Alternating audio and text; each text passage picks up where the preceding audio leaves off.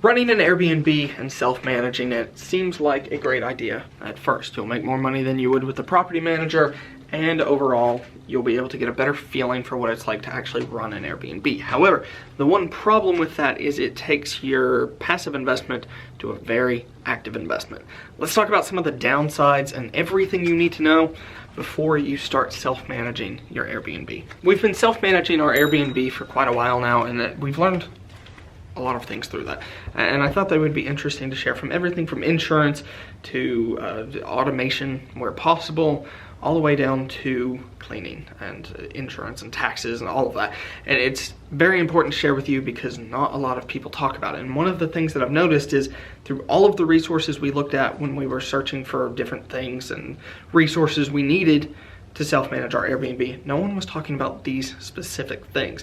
And they're extremely important for anyone, so let's talk about them. But before we do, I'm gonna grab my emoji crisp, which you'll be able to pick up soon once they're officially stocked, and let's go to lunch. Nick has also grabbed his emoji crisp sample. All of these are samples right now that we're testing, so that's Nick's test, that's mine. So let's see, what are you testing, Nick? I have new car and you have coconut, and Jess wanted me to bring her an exotic.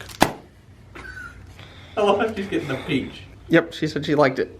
So we're gonna take her that one. First things first is the topic of insurance. This is something that I noticed a lot of people don't talk about when it comes to running an Airbnb. And to me, and I'm sure Nick as well, it's the single most important thing you can do when running an Airbnb. Here's the thing, when you start self-managing or even have a property manager, you open yourself up to so many different opportunities for something really bad to happen. So to me, one of the biggest problems is no one talks about insurance. So when we first bought our Airbnb, we actually lucked out because our agent had owned and still owns multiple Airbnbs in Daytona Beach.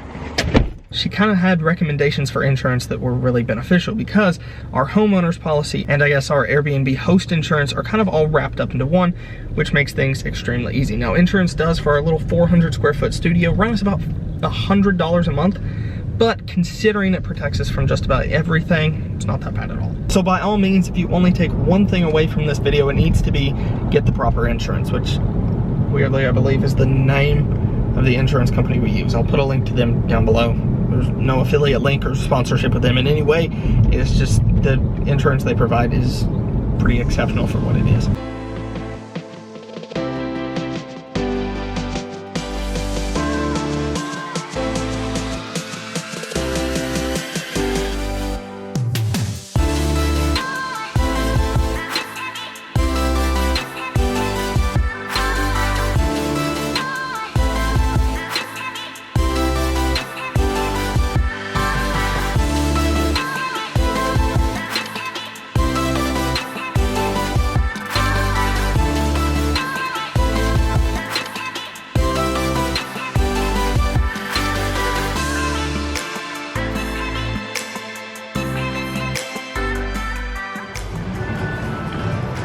What are you doing, Patrick? Finding my watch, which just seems to be everyday's activity. I don't know. Yeah, they claim, what, 55 hour?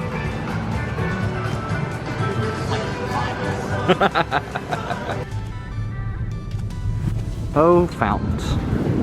We've come to know you well.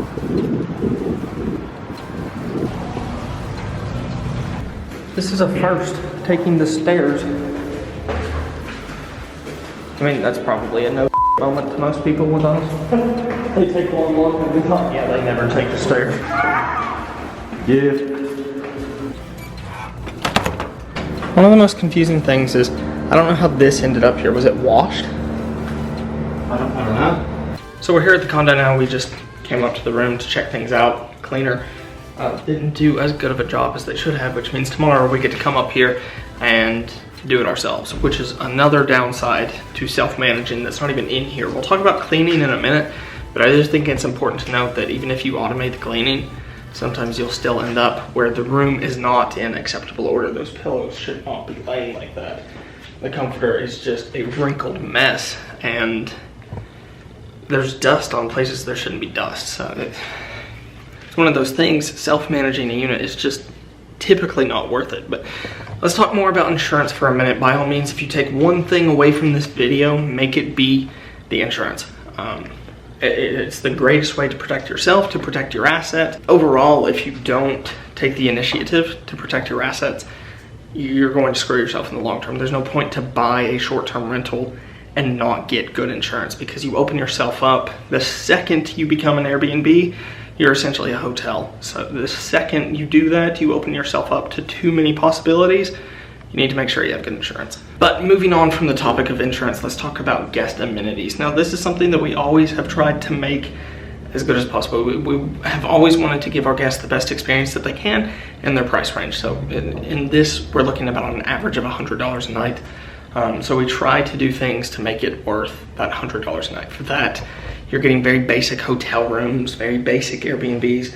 But because this is a studio, you can kind of price it a little lower because it's a lower purchase price for us. And obviously with it only having one bed, you're not going to charge a ridiculous amount. So what you can do to charge just a little bit more is include some amenities that no one else is including. Our amenities include breakfast, some snacks, coffee, and some stuff in the fridge. And by the way, what I was telling you about the cleaner, that's not acceptable. Like, this just wipes off. Also, these towels, like, that's not an acceptable way to put the towels. Anyway, one of the best things you can do is build raving fans. And whatever business you're in, the best thing you can do for yourself is build raving fans. Now, when it comes to building an Airbnb business, the best thing you can do is host someone and make them want to come back again.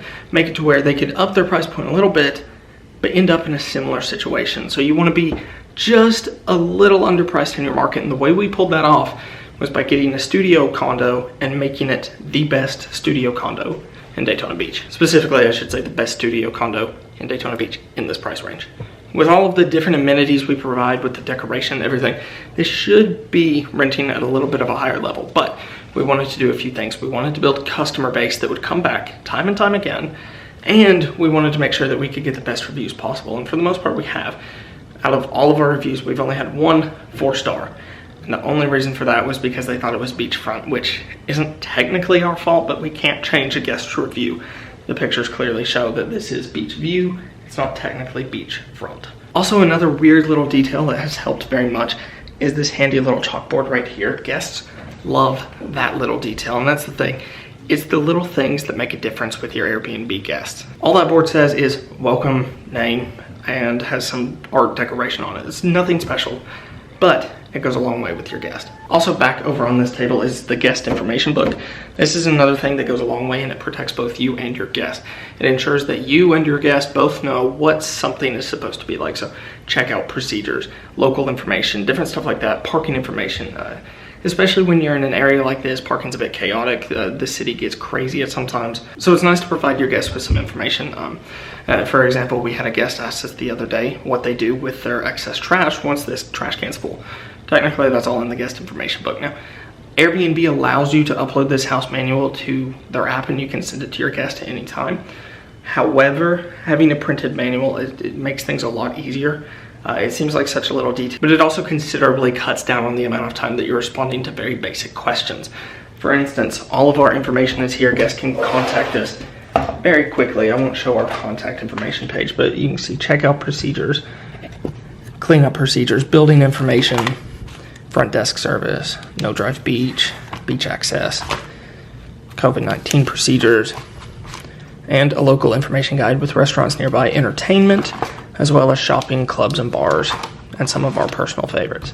So yeah, the guest information book, it's a simple document, but it goes a long way with guests, and I would highly recommend having one for everyone that checks into your room. After all, it's a very common cliche that it's the little things. When it comes to self-managing an Airbnb, it really is the little things. Moving forward, let's talk about automation. Now, odds are if you're self-managing your Airbnb, you are wanting to make as much profit as possible. Now, here's the problem with that. Please don't confuse yourself to be a professional cleaner unless you are actually a professional cleaner. One of the biggest downsides that we've seen from self-managed Airbnbs, and that's very obvious when you walk in, is when the host has cleaned it themselves. And like I said, don't confuse yourself to be a professional cleaner. If you're not trained in cleaning, don't bother, because odds are your cleaning isn't as good as you think it is. When guests come into a room, they expect it to be spotless and really will point out the smallest of flaws. have a cleaning company, have them clean it. For the most part, for an hour clean, it's usually about $100. You can pass that cleaning fee onto your guest. Trust me, don't pretend to be a cleaner if you're not.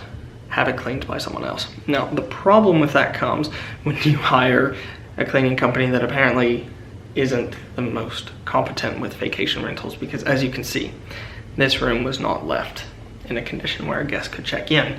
Even if we come over here and look at this towel, this is not acceptable. What is that? It's completely unacceptable. No guest should have to check in and see a towel that looks like that. And to add to that, they even left the former guest's loofah. Like, that's not acceptable in any way. Hire a competent cleaning company and save yourself the trouble and save yourself the hassle of having to re-clean it because you didn't clean it correctly or your cleaning company didn't clean it correctly. Last but not least, let's talk about the topic of taxes. Now, this is a point that I rarely saw made when I was looking for advice on self-managing an Airbnb. Most people didn't touch on the topic of taxes because they felt it was an accountant's job and that most people would understand they have to pay tax. However, this isn't a standard business. You are going to have to pay hospitality taxes for your local city, state, and even federal taxes on income. So make sure, no matter what, that you hire a good accountant so that they can help you with this entire process. Now, Airbnb supposedly has a feature where it will withhold taxes. We had this feature turned on only to find out that it wasn't on. So don't depend on the Airbnb app to calculate everything for you. It may seem like it's a great idea. Give your numbers to an accountant, let them figure it out and help. But anyway, now it is time to head back to the office. We can gather Nick outside. I would like to show you a few things before we leave. One, these pillows were all scattered, so I'm just gonna put them back because I'm gonna send pictures to the cleaning company. Two, go look in the shower. Tell me if you notice anything a little weird. There's a loaf in here. Yep. There's also, this is my favorite part personally. I don't know if you can see it on camera. There's a fake fingernail right there. That is, by all accounts, the most unacceptable clean I've ever seen. So I'm gonna send some pictures to Jess so she can send them to Molly Maid. Add to the fact they just left those sheets there. And these they were supposed to take and wash. Like, this is dirty.